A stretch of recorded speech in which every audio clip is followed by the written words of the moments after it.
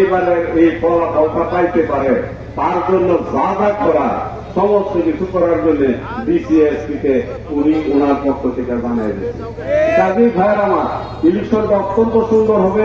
গতকালকে চেয়ারম্যানদেরকে নিয়ে উপজেলা রিটার্নিং অফিসার আমাদের ইউনু মহোদয় বসেছিলেন, তিনিও নিজের থেকে কোন সেন্টারের মধ্যে টু শব্দ করতে পারে এই সেন্টারগুলির তালিকা তৈরি করছে তিনি নিজে নিজে, এবং বলছে কাউকে গাড় ফিরাতে দেওয়া হবে না।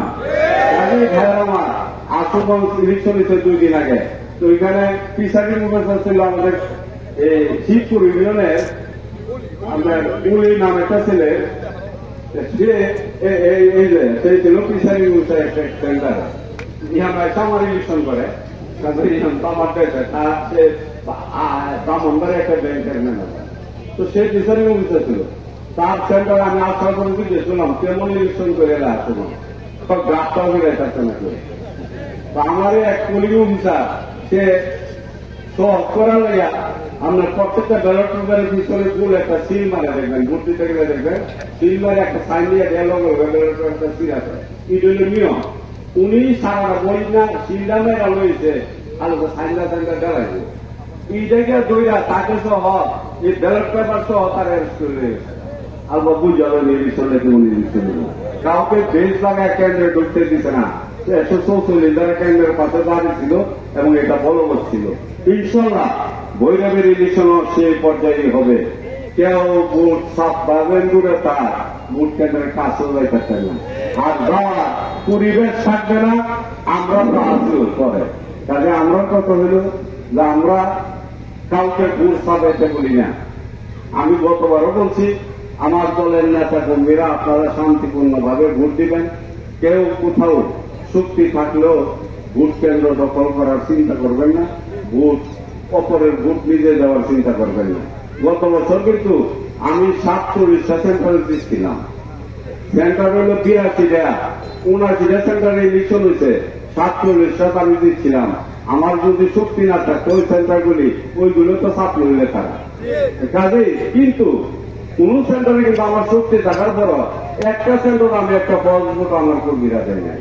কাজেই ভাইয়ের আমার এবারও আমার প্রতিপক্ষের ভাইদেরকে বলি, কালকা বছরে যারা মাঠে নামছেন সবারই বলে আপনাদের সবাইকে চিনি, আপনাদেরকে আমি ভালোবাসি, আপনারাও আমার দলের নেতা কর্মী। আপনাদের উদ্দেশ্যে বলি আমার বয়স 65 বছর, আগামী দিনে হয়তো বা বেঁচে থাকলে আগামী 5 বছর পর আমার বয়স হবে 70 বছর। ওই বয়সে আমার আর ইলেকশন করা হয়তো সম্ভব হবে না। আপনাদের উদ্দেশ্যে বলে যায় আমার ভোটে কেউ হাত দেওয়ার চেষ্টা করবেন না। যারা সিন্ধু সাহেবের ইলেকশন করেন ভোট যদি জনগণ সিন্ধু সাহেবকে দিতে দেন, কিন্তু আপনারা কেউ আমার ভোটে হাত দেওয়ার চেষ্টা করবেন না। যদি করেন আপনাদের সবাইকে আমি চিনি, ইনশাল্লাহ আপনাদের বিচার করার ক্ষমতা কিন্তু আমি রাখি। কথা এবার কোন অবস্থাতে আমি কারোকে মাফ করব না। যদি আমার বুথে কোথাও আঘাত করেন, ভোট ছিনে নেওয়ার চেষ্টা করেন, অতি অবশ্যই ভৈরব পৌরসভায় ঢোকার সঙ্গে সঙ্গে আপনার বিচার আমি করে ছেড়ে দেব। সাবধান করে গেলাম, আপনাদেরকে ভালোবাসি। আপনারা প্রত্যেকটা ভাই যারা ইলেকশনে নামছেন সবাই বয়সে আমার ছোট, সবাইকে আমি স্নেহ করি, সবাইকে অনুরোধ করে বলে যায় কেউ আমার ভোটে হাত দেওয়ার চেষ্টা করবেন না। জনগণ ভোট দিবে, জনগণ যাকে ভোট দিবে আমরাই তা মেনে নেব। আপনারাও দয়া করে মেনে নেওয়ার মন মানসিকতা তৈরি করেন। আমি আমার কর্মীদেরকে বলে যাই আপনারা কারো ভোটে হাত দিবেন না, কিন্তু যদি আমার ভোটে কেউ হাত দিতে আসে এবার তার বদলা নিতে হবে। কোন অবস্থাতেই তাকে ছাড়বেন না। যা কিছু করার আমি আপনাদের পাশে থেকে মৃত্যুর আগ পর্যন্ত আপনাদের পাশে থেকে আমি আপনাদেরকে সহযোগিতা করব। আমি আর কথা না বলে সবাইকে ধন্যবাদ দিতে চাই, সবাইকে ধন্যবাদ দিতে চাই। আমি আপনাদেরকে বলতে চাই ভাই, বয়স বললাম তো 65 বছর বয়স, শেষ বয়সে আমি আপনাদের কাছে একটি ভোট চাই। এই ভোটটির বিনিময়ে আমি কি করব এই কথাটা বলে আমি আমার বক্তব্য শেষ করছি। ভোটটি দিলে আমি আগেই বলেছি ভৈরবে মাদকে ভৈরব সয়লাভ হয়ে গেছে। ভৈরবের বুকে ব্যাপক চাঁদাবাজি হচ্ছে। একটি অটো রিক্সার ড্রাইভার ভৈরব গেলে ভৈরব থেকে ঘেরে আছে। ওই দিন 1 নম্বর আপনাদের 1 নম্বর বাস স্ট্যান্ডে এক অটো রিক্সা ড্রাইভার আমার কাছে মাইকাইনা বলছিল, আপনারা আমরা ভোট দেন, কিন্তু ভৈরব গেলে যে 100 টাকা চাঁদা দিয়ে লাগে, এটার কি বলতে হবে। আমি আজকে ওইখানে বলেছিলাম আজকে ঘোষণা করে যেতে চাই, আমার রেজাল্ট যদি সন্ধ্যা 7টা 8টার ভিতরে নিশ্চয়ই রেজাল্ট হয়ে যাবে। সেই রেজাল্টে যদি আপনাদের ভোটে আমি নির্বাচিত হয়ে যাই, 8টা কেন 8:30 থেকে ভৈরবে চাঁদাবাজি বন্ধ করে দেওয়া হবে। আপনাদেরকে আর কথা বাড়ি আমি বলতে চাই, ভৈরবের যত প্রকার অনিয়ম আছে সমস্ত অনিয়মের বিরুদ্ধে জাহাজ করার জন্য আমি এই শেষ বয়সে আমি আন্দোলনের জন্য আপনাদের কাছে বলতে চাই।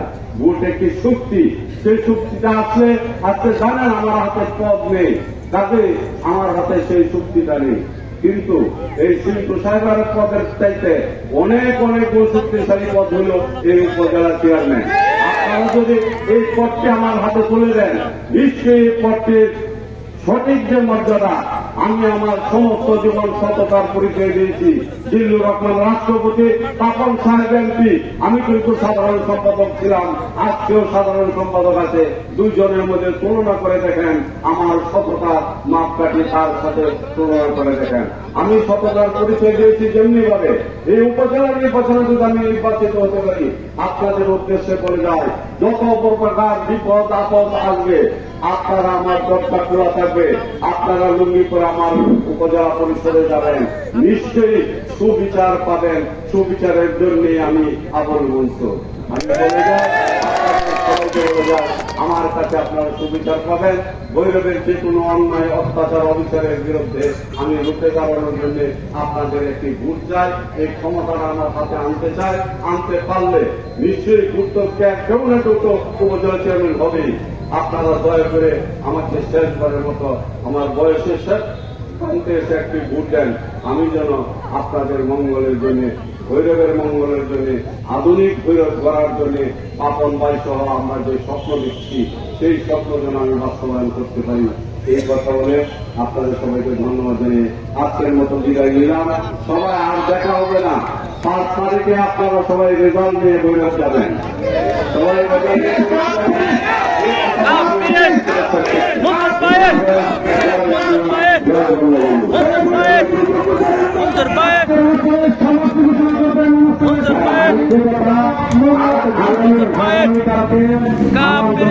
অনুষ্ঠিত হবে সাদেকপুরে।